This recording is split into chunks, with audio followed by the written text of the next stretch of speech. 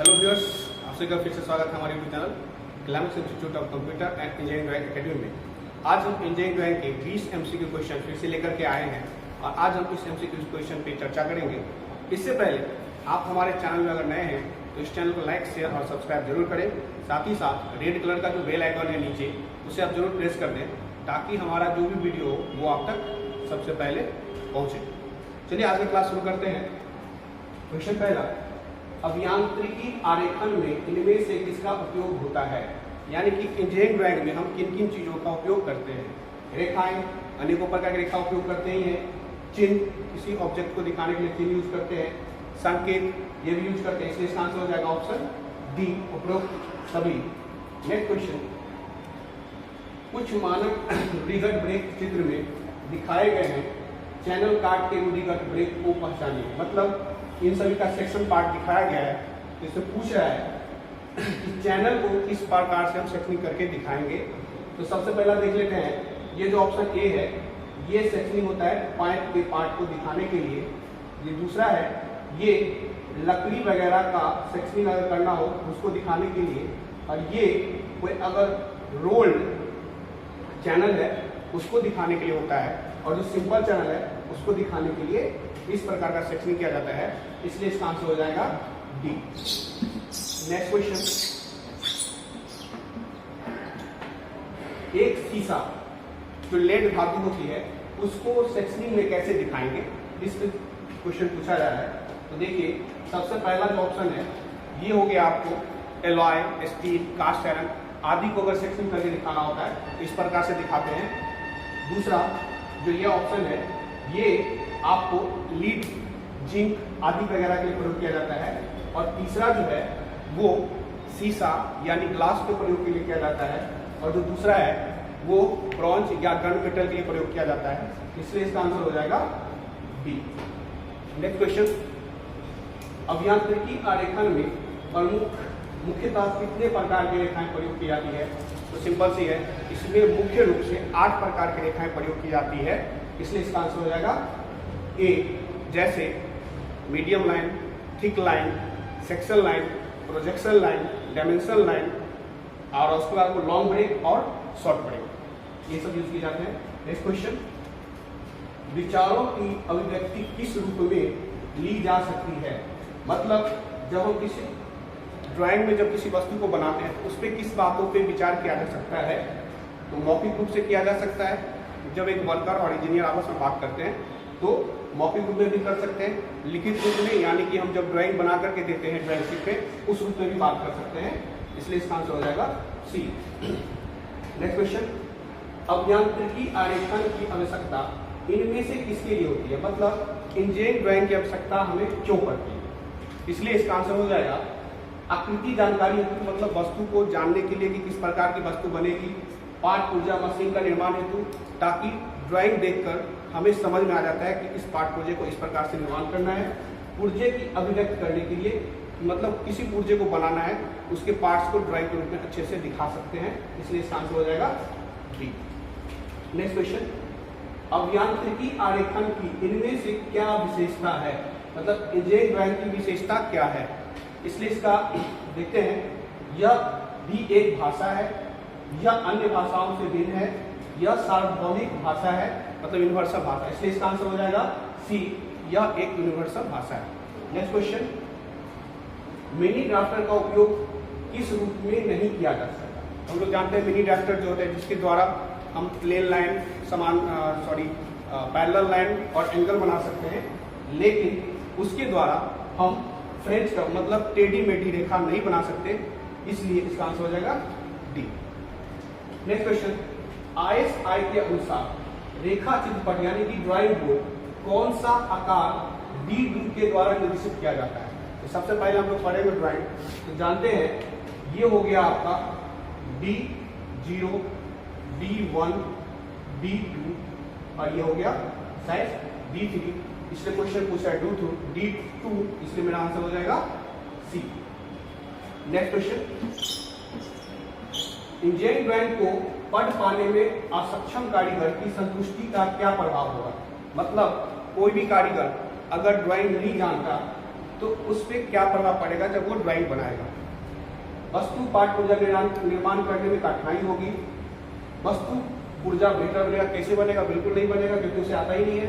असमंजस पैदा होगा, उपरोक्त में से कोई नहीं।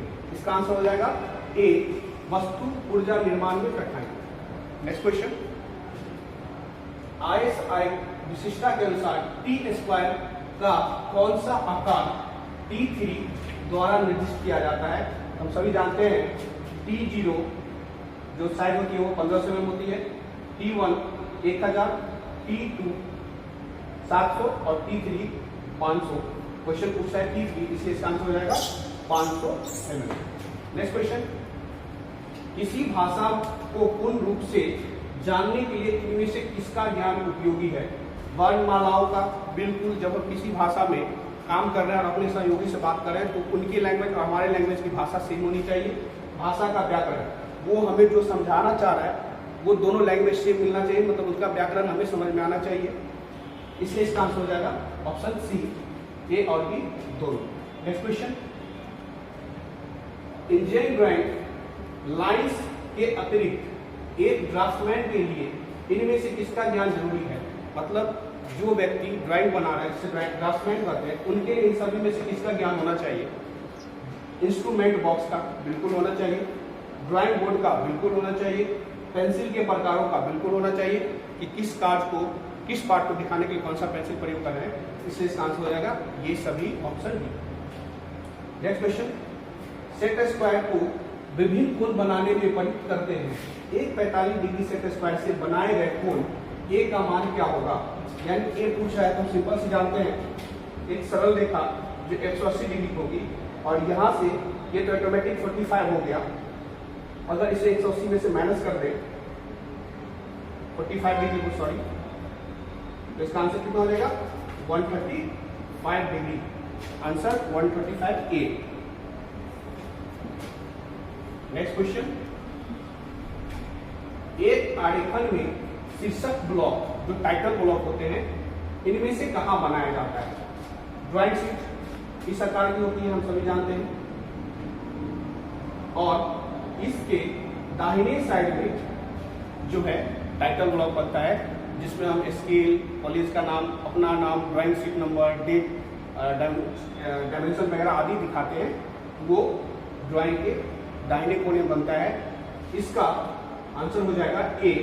याद रखिएगा, जब हम अभ्यास के लिए क्वेश्चन बनाते हैं, ड्राइंग शीट का यूज करते हैं, तो इसकी डायमेंशन हो जाती है 65 mm और इसका जो हो जाएगा 185 mm।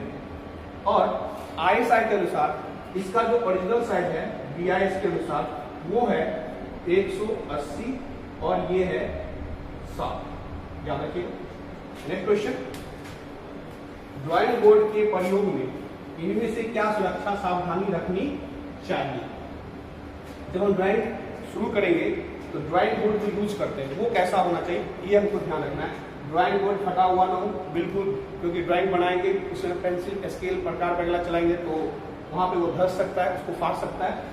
ड्राइंग बोर्ड गंदा ना हो बिल्कुल, अगर ड्राइंग बोर्ड गंदा होगा ड्राइंग शीट गंदा कर देगा। इसलिए इसका आंसर हो जाएगा option C. Next question, paper आकार A0 का इनमें से क्षेत्रफल क्या होता है? बिल्कुल सही जवाब है, ये बहुत ही इंपॉर्टेंट क्वेश्चन है। ड्राइंग शीट जो एक्चुअली बनाया जाता है तो उसका जो क्षेत्रफल होता है लगभग 1 मीटर स्क्वायर के बराबर होती है, जो A0 साइज के पेपर का क्षेत्रफल बताता है। इसलिए इसका आंसर हो जाएगा ए। नेक्स्ट क्वेश्चन, पतले और पारदर्शी ट्रेसिंग पेपर का उपयोग इनमें से किसमें किया जाता है? ड्राइंग की नकल बनाने के लिए बिल्कुल, जब किसी ड्राइंग को अगर छाप करके किसी दूसरी जगह बनाना हो उसके लिए ट्रेसिंग पेपर यूज करते हैं। ट्रेस पेपर कैसा आता है? जो आर पार दिखता है, तो ये भी हो जाएगा। और अमोनिया प्रिंट बनाने की ये भी हो जाएगा। इसलिए इसका आंसर हो जाएगा ए और बी दोनों। नेक्स्ट क्वेश्चन, समांतर रेखाओं की रचना इनमें से किसकी सहायता से की जा सकती है? मतलब पैरेलल लाइन हम इन सभी इंस्ट्रूमेंटों में से किसके द्वारा कर सकते हैं?